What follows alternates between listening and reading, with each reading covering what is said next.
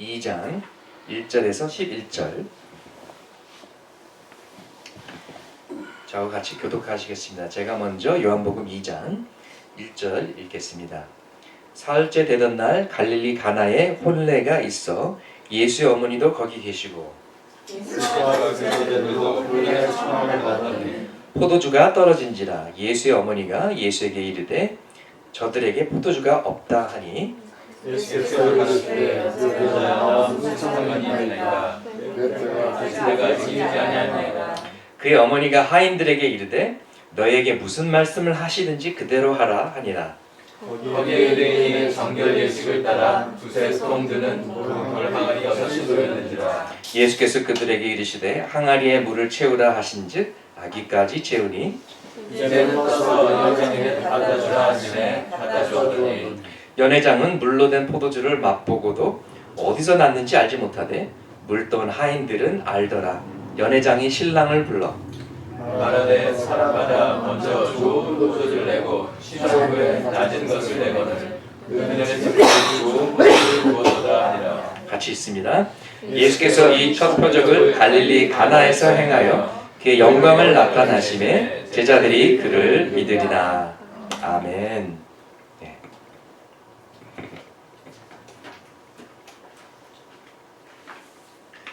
대부분 성경 말씀은 읽고 이해하기가 쉽습니다. 그냥 그대로 받아들이고 이해하면 되거든요. 그런데 어떤 부분들은 역사적 배경이나 문화적인 상황을 좀 이해해야 그 본문이 이해되는 그런 부분이 있습니다. 또 구약의 백그라운드 스토리를 알아야 더 잘 이해되는 신약 부분이 있고요. 또 거꾸로 우리 그 유대인과는 달리 우리 크리스천들은 신약 말씀을 이해하고 예수님의 구원을 이해하고 구약 말씀을 읽을 때 또 얻는 인사이트와 더 깊은 이해가 있습니다. 오늘 본문은 그냥 한번 읽고 지나가면은 예수님께서 첫 번째 기적을 이렇게 이루셨구나, 참 좋네, 그리고 그냥 넘어갈 수 있는 그런 부분이에요. 그렇지만 우리가 좀 더 깊이 묵상하고 연구하면 그 안에 어마어마한 보석이 숨겨져 있는 것을 발견할 수가 있습니다. 표적이라는 말은요, 사인이라는 말은 그 표적 자체는 그렇게 대단한 것은 아니에요. 그러나 그 사인은 뭔가를 가르치고 있죠. 우리가 길 갈 때 큰 화살표 하면 우리가 그 화살표는 그냥 포인터예요. 그 자신의 존재 외에 다른 것을 가리키는데요. 예를 들어서 무지개는 하나님의 언약을 의미합니다. 다시는 물로 세상을 멸하지 않으리라. 하나님이 주신 표적이자 사인이죠. 성만찬의 떡과 잔은 오늘은 카스테라네, 오늘은 떡이네, 이런 게 중요한 게 아니에요. 떡과 잔은 예수 그리스도의 몸과 피를 의미합니다. 우리를 구원하시기 위해 오신 예수님을 상징하는 것이죠. 이와 같이 오늘 예수님의 첫 번째 기적은 표적입니다. 예수님이 누구신가? 예수님이 왜 오셨는가? 예수님이 우리에게 주시는 것이 무엇인가? 이것을 드러내는 사건입니다. 한번 같이 알아보도록 하겠습니다. 성경은 진실이라는 참 증거가 참 많아요. 그래서 구약에서도 보면 그러니까 예를 들어서 북한에서 이제 프로파간다 하면은 우리 김일성 장군님은 해가 뜨는 뭐 어디서 태어나고 막 이렇게 막 뻥치잖아요. 근데 성경은 아브라함도 거짓말하고 막 야곱도 막 사기꾼이고 다윗도 막 불륜에다가 막 살인에 적나라하게 다 기록돼 있어요. 그래서 성경은 이건 진짜구나, 소설이나 전설이 아니구나. 오늘 본문도 마찬가지인데 만약 누군가 예수님의 생애를 소설 쓰듯이 거짓으로 만들어냈다면 이렇게 쓰진 않았을 거예요. 주인공 예수 그리스도를 좀 띄우려면 그분의 첫 번째 기적이 이렇게 시시하면 안 되거든요.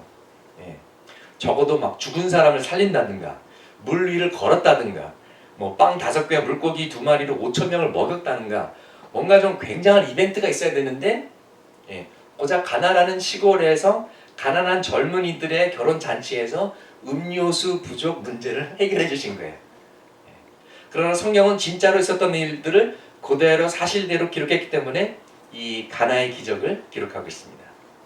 그럼 이것이 11절 말씀처럼 어떻게 예수님의 영광을 나타낼까?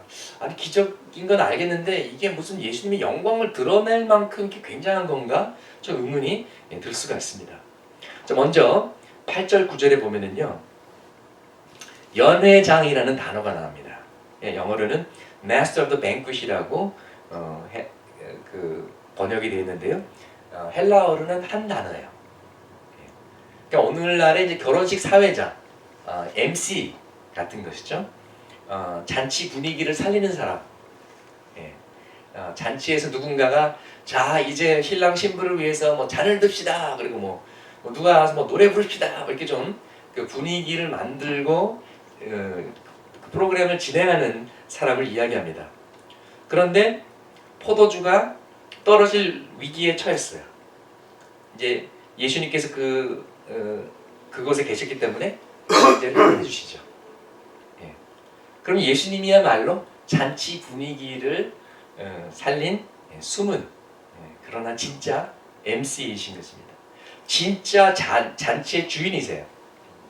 그래서 예수님의 첫 번째 기적은 150갤런의 맹물을, 그게 이제 567리터인데요. 이게 어느 정도냐면은 오늘날의 그 웬만한 와인병 750ml 와인병이 한 500cc께. 무슨 뭐죠? 첫이슬, 참이슬, 마시지 않아서 참이슬 사이즈면은 그게 한 1,700병 정도 돼요. 그 정도를 공급하신 거죠. 그것도 아주 퀄리티 있는 고급 와인으로. 멋있지 않습니까? 예수님이 이런 분이세요. 근데 이 모습은 보통 세상 사람들이 생각하는 예수님의 이미지와는 많이 다르지 않습니까? 당신들 술 마시면 안 돼! 이럴 분 같은데, 와인 막 700병, 아싸! 예수님의 메시지는 나는 잔치의 진정한 연회장, MC로 왔다. 기쁨을 뺏으러 온 것이 아니라 기쁨을 주러 왔다. 물론 자신을 부인하고 십자가를 지고 고난을 받고 겸손히 순종하러 왔다. 나의 제자들도 십자가를 지고 나를 따르지 않으면 제자가 될 수 없다. 당신도 그럴 것이다. 그러나 그것은 잠시 지나가는 과정일 뿐이지 목적지는 아니라는 거죠. 우리의 최종 목적지는 잔치집이에요. 천국이에요. 천국은 기쁨의 잔치임을 믿습니다. 아멘. 이사야 25장 6절, 8절, 9절에 이렇게 하나님께서 말씀하셨습니다. 만군의 주님께서 이 세상 모든 민족을 여기 시온산으로 부르셔서 풍성한 잔치를 베푸실 것이다. 기름진 것들과 오래된 포도주, 제일 좋은 살코기와 잘 익은 포도주로 잔치를 베푸실 것이다.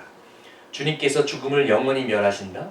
주 하나님께서 모든 사람의 얼굴에서 눈물을 말끔히 닦아주신다. 그의 백성이 온 세상에서 당한 수치를 없애주신다. 이것은 주님께서 하신 말씀이다. 그날이 오면 사람들은 이런 말을 할 것이다. 바로 이분이 우리 하나님이시다. 우리가 하나님을 의지하였으니 하나님께서 우리를 구원하신다. 바로 이분이 주님이시다. 우리가 주님을 의지한다. 우리를 구원하여 주셨으니 기뻐하며 즐거워하자. 이것이 우리의 최종 목적지 천국에서 우리가 누릴 기쁨의 모습입니다. 예수님께서 이 땅에 오신 목적은 죄와 어두움과 두려움과 슬픔과 고통 속에 사는 우리들에게 구원의 기쁨을 가져다 주기 위해서 오신 것입니다. 죽음을 없애고 눈물을 없애고 슬픔을 없애고 수치를 없애주신다고 하셨습니다. 천국의 기쁨을 누릴 수 있도록, 그래서 맛있는 고기도 굽고 잘 익은 포도주도 나누는 분위기 아주 좋은 풍성한 잔치로 표현된 것입니다. 한국식으로 표현하자면 숯불구이 삼겹살도 좀 굽고, 빈대떡과 전이나 모든 전 다 잔치전 붙이고, 막걸리도 한 절씩 돌리고, 춤도 추고, 얼씨구 좋다, 얼쑤, 이런 분위기를 말하는 거예요. 이런 기쁨과 즐거움을 주기 위해서 내가 왔다, 이러시는 겁니다. 약간 좀 새롭죠? 여러분, 서울시 인구가 1000만 명, 10밀리언 정도 된다고 합니다. 서울 수도권 인구까지 포함하면 2400만 정도 된다고 그래요. 24밀리언. 한국 전체 인구가 한 5천만 정도 된대요. 50밀리언. 그리고 기독교인은 한 800만이라고 하지만은 사실은 한 600에서 한 700만에 가깝다고 봅니다. 그러면 오늘 주일 아침에 대부분의 한국 사람들은 지금 이 시간에 집에서 쉬고 있거나 어디 놀러 갔거나, 그러니까 한국 사람 중에 한 85% 정도는 왜 예배를 드리고 있지 않을까? 특별히 왜 젊은이들이 교회에 오려고 하지 않을까? 많이들 이렇게 생각할 것 같아요. 난 좀 편하게 내 마음대로 살고 싶어. 일주일 내내 일했는데 오늘 하루는 좀 쉬고 싶어. 세상을 좀 즐기며 살고 싶어. 취미생활도 하고 등산도 가고 주일날 쇼핑도 하고 그러고 좀 놀고 싶어. 근데 여러분, 진짜 편한 곳, 진짜 쉴만한 곳, 기쁘고 즐거운 곳, 신나고 재밌는 것이 교회가 돼야 하지 않겠습니까? 근데 안타깝게도 많은 경우에 교회가 그렇지 않다는 거죠. 그리고 세상 사람들도 그걸 아는 거예요. 별로 오고 싶어 하지 않아요. 정말 많은 크리스천들이 정말 재미없게 예수님을 믿어요. 기쁨 없이 의무감으로 신앙생활을 합니다. 심지어 교회에 오는 사람들도 예배 시간에 막 스마트폰 보고 있고, 이거 설교가 오늘 왜 이렇게 길지? 자꾸 시계 보고 있고, 그리고 예배 끝나자마자 우르르르 도망가듯이 나간다면, 근데 크리스천들은 이렇게 생각하는 것 같아요. 이거 봐, 구원받는다는 거는 쉬운 일이 아니야.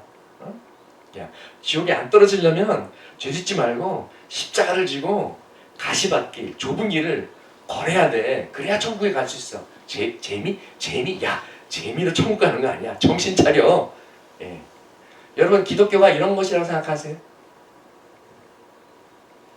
세상에 많은 사람들이 우리의 얼굴을 보고 나도 교회 가고 싶다, 이런 마음이 들까요? 아니면 저 사람들 맨날 얼굴 찡그리고 교회 다니는 걸 보니까 별로 재미도 없고 힘든가 보다. 야야야, 절이나 가자. 이럴까요? 항상 기뻐하라. 주님의 명령입니다. 아멘. 주님을 생각하고 구원을 생각하고 천국을 생각하고 하나님 우리와 함께 하신 걸 생각하면 우리가 기뻐할 수밖에 없습니다. 우리 기쁨으로 신앙생활 합시다. 재미있게 신나게 믿읍시다. 새소망교회는 교회 오니까 홈메이드 치킨에 비프 커리가 넘쳐 흘러나오고 볶음김치가 나오고, 볶음김치가 아니라 볶음김치. 김치도 볶음김치. 향기로운 커피가 무제한 리필이 되고, 따끈따끈한 온돌 마루에 앉아서 하나님 말씀을 듣고, 너무 따끈따끈하고 편해서 조금 잔다고 그래도 목사님 뭐라고 하시지 않으시고, 오 할렐루야. 하나님께서 인간의 결혼식에 참석하셨어요. 근데 와인이 떨어졌어요. 그래서 하나님께서 품질 좋은 걸로, 프랑스 와인, 샤토 캐베네 수비뇽 이런 거 567리터, 와인병으로 756병, 차미스 사이즈로는 1700병 공급해 주셨다 아닙니까? 우리 하나님은 화끈한 파티가 뭔지 아시는 분입니다. 그런 천국의 기쁨이 우리를 기다리고 있는 거예요. 아멘. 자, 두 번째로 예수님은 왜 이 땅에 오셨는지를 보여주셨습니다. 3절 4절 한번 보실까요? 포도주가 떨어진지라 예수의 어머니가 예수에게 이르되 저들에게 포도주가 없다 하니 예수께서 이르시되 여자여 나와 무슨 상관이 있나이까 내 때가 아직 이르지 아니하였나이다. 예수님이 어머니 마리아가 부탁한 것은 그리 어려운 부탁이 아니었어요. 그리고 포도주가 떨어지면 다들 집에 가야 돼요. 이 당시 결혼 잔치는 한 3일 정도 했거든요. 근데 아마도 가난한 집안들이었나 봐요. 근데 이 시대 이 문화 속에 포도주나 음식이 떨어진다는 것은 상당히 수치스러운 일이고 가문의 수치고 상당히 심각한 상황이었거든요. 그 당시 결혼 잔치는 결국 동네 잔치였는데 분위기 망치게 되는 거죠. 이제 마리아는 아마도 부엌에서 일을 도왔던 것 같아요. 음식도 만들고 음식도 나르고 그러다 보니까 와인이 떨어진 것을 가장 먼저 발견하게 된 것 같아요. 또 마리아는 예수님의 능력을 압니다. 천사가 말해준 것도 다 기억하고 있어요. 그리고 예수님이 사랑도 많고 배려심도 많다라는 걸 잘 알아요. 당연히 착한 아들한테 부탁하는 거야. 애야, 네가 좀 뭐라도 좀 해서 도와줄 수는 없겠니? 근데 예수님은 뭐라고 대답하시죠? 여자여, 나와 무슨 상관이 나니까 내 때가 아직 이르지 아니하였나이다. 좀 잘못 들으면 좀 무례한 것 같기도 하고 좀 오버하는 거 아니야? 좀 심한 거 아니야? 엄마한테? 그리고 갑자기 왜 생뚱맞게 내 때가 아직 아닙니다. 왜 이랬었을까? 지금 예수님은 뭔가 곰곰이 생각하시면서 마음이 무거우신 것 같아요. 보통 많은 사람들은 이렇게 해석합니다. 왜 어머님이 나서서 그러십니까? 제가 공식상에서 처음으로 기적을 베푸는 일은 제가 알아서 하겠습니다. 제가 언제 데뷔할지는 제가 정하겠습니다. 이렇게 해석해요. 근데 그게 아닙니다.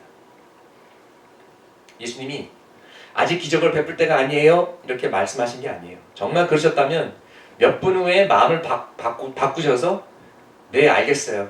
어쩔 수 없군요. 기적을 베풀죠. 이렇게 하신 게 아니란 말이죠. 에이 알았어 엄마 할게. 이런 시나리오가 아니라는 것이죠. 예수님은 아마도 한 2가지 정도 생각하셨던 것 같아요. 첫째는 결혼식에 가면 거의 누구나 다 생각하는 것입니다. 뭐죠? 자기 결혼식을 생각하게 돼요. 결혼했든 안 했든.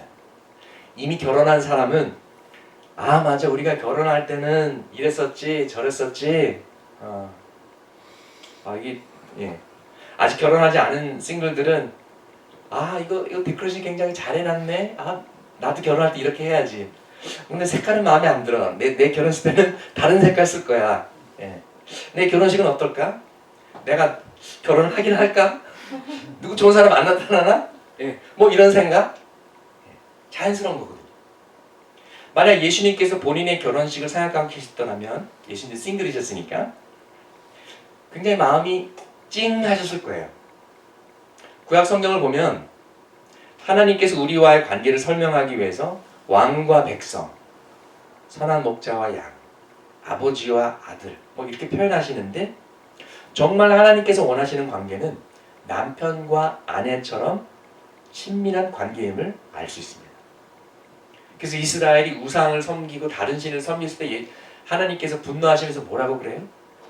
네가 간음했다. 네가 나를 배신했다. 불륜을 저질렀다. 막 분노하시죠. 하나님은 우리를 연인 사이처럼 부부 사이처럼 알길 원하시고 사랑하시길 원하십니다. 구약에서 하나님은 자신을 신랑으로 표현하세요.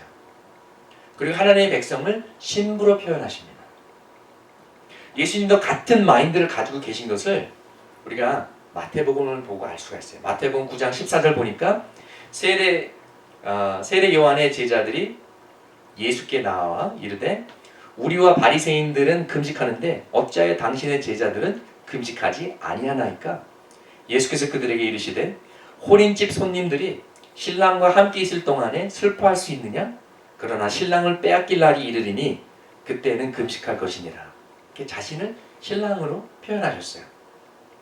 또 요한복음 3장에 사람들이 세례 요한에게 와서 사람들이 다 당신을 떠나고 예수님을 따릅니다 하니까 세례 요한의 반응은 신부를 취하는 자는 신랑이니 서서 신랑의 음성을 듣는 친구가 극히 크게 기뻐하나니 나는 이러한 기쁨으로 충만하였노라.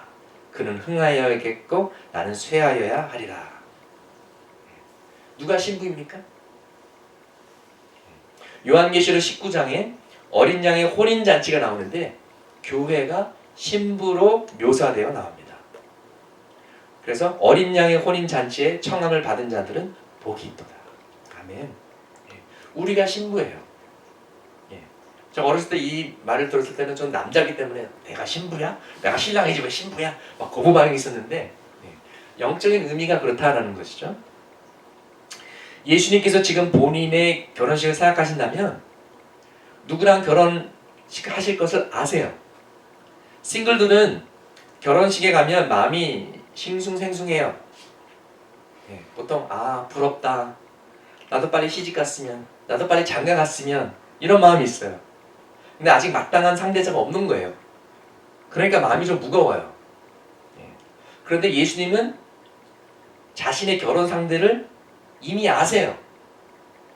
여러분과 저예요. 그리고 예수님은 어떻게 해야만 그 결혼 상대자와 결혼할 수 있는지도 아세요. 사랑하는 그 신부를 위해서 목숨을 바치고 피를 흘려야만 결혼할 수 있어요. 아마도 이런 생각을 하고 있는데 마리아가 와서 와인이 다 떨어졌다 하신 거예요. 나의 때라는 것은 my hour, 나의 시간이란 뜻인데요. 요한복음에서는 my hour, the hour를 이렇게 기록하고 있습니다. 요한복음 7장 30절에 그들이 예수를 잡고자 하나 손을 대는 자가 없으니 이는 그의 때가 아직 이르지 아니하였음이니라. 요한복음 8장 20절 이 말씀은 성전에서 가르치실 때에 헌금함 앞에서 하셨으나 잡는 사람이 없으니 이는 그의 때가 아직 이르지 아니하였음이로라. 12장 23절 예수께서 대답하여 이르시되 인자가 영광을 얻을 때가 왔도다. 13장 1절 6월절 전에 예수께서 자기가 세상을 떠나 아버지께로 돌아가실 때가 이른 줄 아시고 세상에 있는 자기 사람들을 사랑하시되 끝까지 사랑하시니라. The hour, 그의 때란 예수님의 죽음의 때란 것입니다. 마리아가 와인이 다 떨어졌다 했는데 예수님은 아직 죽을 때가 아니에요. 이렇게 하신 거예요. 좀 생뚱맞은 발언 같지만 예수님은 결혼식을 참석하시면서 미래에 있을 본인의 결혼식을 떠올렸고 그 결혼식을 가능케 하려면 본인이 십자가에서 죽어야만 하는 것을 생각하신 거예요. 그래서 그런 생각을 있었을 때 이런 말을 들었기 때문에 그런 답이 나온 것입니다. 가나의 결혼식에서 포도주를 만드는 것은 쉽습니다. 죽을 필요까지는 없어요. 그러나 어린 양의 결혼식을 위한 포도주를 만들려면 예수님께서 자신의 피를 쏟아야 합니다. 그래서 마리아가 포도주가 다 떨어졌다 하니까 예수님은 나의 결혼식에서 포도주를 마시려면, 내가 나의 사랑하는 신부와 결혼하려면 내가 십자가의 죽음을 통과해야만 하는구나. 그런데 아직은 내가 죽을 때가 아니구나. 이런 생각 속에 아직은 내가 죽을 때가 아닙니다. 이런 답을 하게 되신 것이죠. 6절에 보면 정결 예식을 위한 물을 담아두는 항아리 물을 사용해서 포도주를 만드시는 것이 나옵니다. 정결 예식은 무엇을 위한 것입니까? 하나님의 성전에 들어가기 전에 손 씻고 들어가기 위한 물입니다. 무슨 의미입니까? 우리는 죄인이기 때문에 도덕적으로 결함이 있다는 것이죠. 우리가 정결하게 되지 않으면 거룩하신 하나님의 인자 앞에 나아갈 수 없다라는 뜻입니다. 최후의 만찬 자리에서 예수님은 포도주 잔을 드시고 이것은 죄사함을 얻게 하려고 많은 사람을 위하여 흘리는 바 나의 피, 곧 언약의 피니라 하셨습니다. 정결 예식을 위한 물은 사실 아무것도 정결케 하는 능력이 없습니다. 그냥 상징적인 예식이죠. 그러나 예수 그리스도의 보혈은 우리의 모든 죄를 용서하시고 씻기시는 줄 믿습니다. 아멘. 이 가나의 결혼식에서 이 기쁨과 이 즐거운 잔치 분위기 속에서 예수님은 본인의 죽음을 생각하며 포도주를 마시고 계셨습니다. 내가 앞으로 고난의 쓴 잔을 마셔야만 하는구나. 우리가 지옥에 가지 않기 위해서는 우리가 구원받기 위해서는 예수님께서 십자가에서 돌아가셔야 했습니다. 하나님의 심판의 잔을, 하나님의 공의의 잔을 마셔야만 하셨습니다. 그래서 예수님께서는 겟세마네 동산에서 3번씩이나 만일 구원의 길이 다른 길이 있다면 이 고난에 쓴 잔이 내게서 지나가게 하옵소서. 이렇게 3번씩이나 기도하신 거예요. 예수님은 단순히 육체적인 십자가의 죽음이 두려우신 게 아니에요. 하나님께 버림받고 하나님과 그 교제가 끊어지는, 하나님과 떨어지는, 그것이 싫으셨던 것이죠. 하나님께 버림받고 하나님과 영원히 떨어지는 것을 지옥이라고 합니다. 예수님과 하나님 아버지와의 관계는 우리의 관계보다도 더 깊고 영원하십니다. 그렇다면 예수님이 체험하신 지옥의 경험도 우리가 상상할 수 없을 만큼 끔찍하고 더 고통스러웠을 것입니다. 우리의 지옥보다도 몇백 배, 몇천 배 더 고통스러우셨을 거예요. 그래서 예수님께서 하나님, 다른 길은 없겠습니까? 십자가의 길밖에는 없겠습니까? 제가 지옥을 가야만 천국의 길이 열리겠습니까? 그렇다면 가겠습니다. 이것이 예수님의 사랑입니다. 여러분, 딴 사람 얘기하는 게 아니에요. 바로 여러분을 예수님께서 이만큼 사랑하신다는 것입니다. 아멘. 여러분, 이런 사랑을 맛보면 이 세상에 두려울 것이 없어요. 무엇이 걱정되겠어요? 돈이 좀 없다고 기죽지 마세요. 몸이 좀 아프다고 힘들어하지 마세요. 일이 좀 안 풀린다고, 계획한 일이 좀 느려진다고, 예수님이 우리를 위해서 지옥의 고통까지도 견디셨잖아요. 그런 예수님의 사랑 생각하면서 우리도 견딜 수 있어요. 우리도 이길 수 있어요. 예수님이 우리의 진정한 신랑이세요. 예수님께서 내가 신랑이다 라고 말씀하실 때 그것이 무엇을 뜻하시는 줄 아세요? 우리가 신부라는 거예요. 예수님께서 우리를 위해 십자가의 죽음, 지옥의 고통까지 감수할 정도로 우리를 사랑하신다는 거예요. 우리가 도대체 뭐길래 진짜 그분의 눈에 뭐가 콩깍지가 씌었나 봐요. 우리 때문에 미치셨어요. 우리 없이는 살 수 없대요. 내가 너 없이는 살 수 없다. 네가 없는 미래는 싫다. 차라리 내가 죽겠다. 그래서 죽으셨어요. 우리가 없는 미래는 상상조차 하기 싫으셨기 때문에 차라리 죽으셔서, 그리고 부활하셔서 우리와 함께 할 수 있는 미래를 만드신 것입니다. 할렐루야. 그래서 우리에게는 미래의 결혼식이 기다리고 있어요. 이미 결혼을 하신 분들, 물론 행복한 시간들도 있었지만 실망도 많이 하셨죠? 눈물도 흘리셨고 상처도 받으셨죠? 그리고 아직 결혼하지 않으신 분들, 괴롭죠? 결혼하고 싶은데 아직 짝이 없어서 외롭죠? 우리가 결혼했던 안 했던 우리에게는 아픔이 있어요. 근데 우리 신랑 되신 예수님과의 결혼식이 다가온다라는 것입니다. 그리고 그 결혼식과 비교할 만한 아름다운 결혼식은 없습니다. 기대해도 좋아요. 팬타스틱한 웨딩이 될 것입니다. 결혼했는데 별로라고요? 너무 힘들었다고요? 아니, 결혼이 힘들어도 죽기 전에 그 결혼이랑 한번 하고 죽고 싶다고요? 괜찮아요. 예수님과의 결혼식이 다가오고 있어요. 너무나 기쁘고 놀라운 결혼식이 될 것입니다. 결혼 때문에 아팠던 것, 결혼 기다리면서 외로웠던 것 다 위로해 주시고 치유해 주실 거예요. 그것이 우리의 천국이에요. 우리의 기쁜 잔치예요.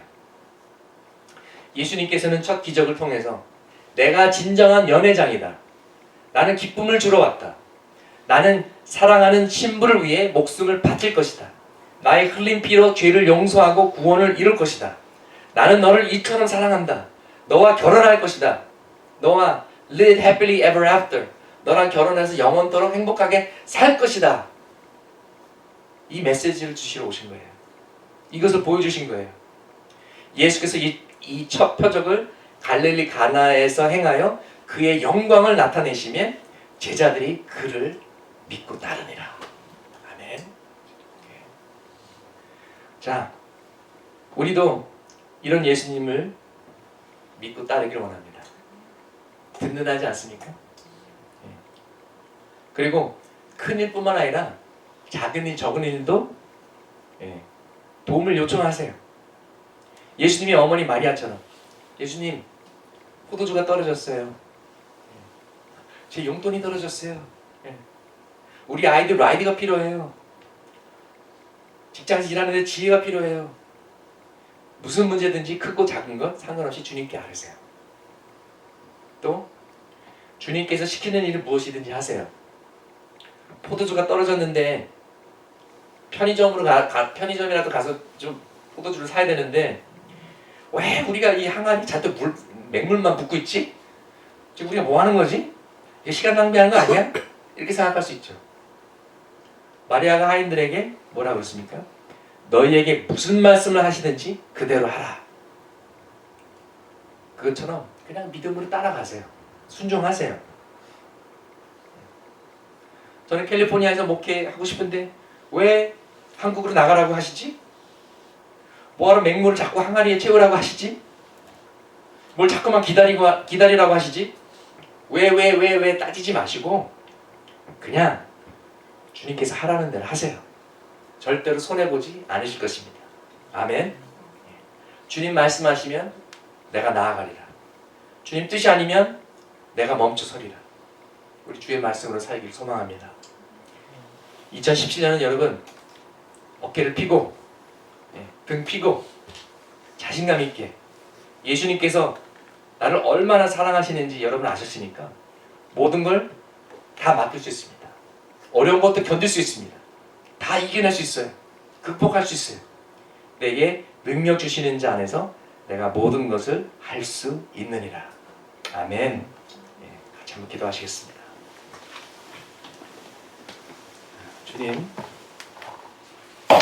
주님께서 우리를 구원하러 오셔서 감사합니다. 우리에게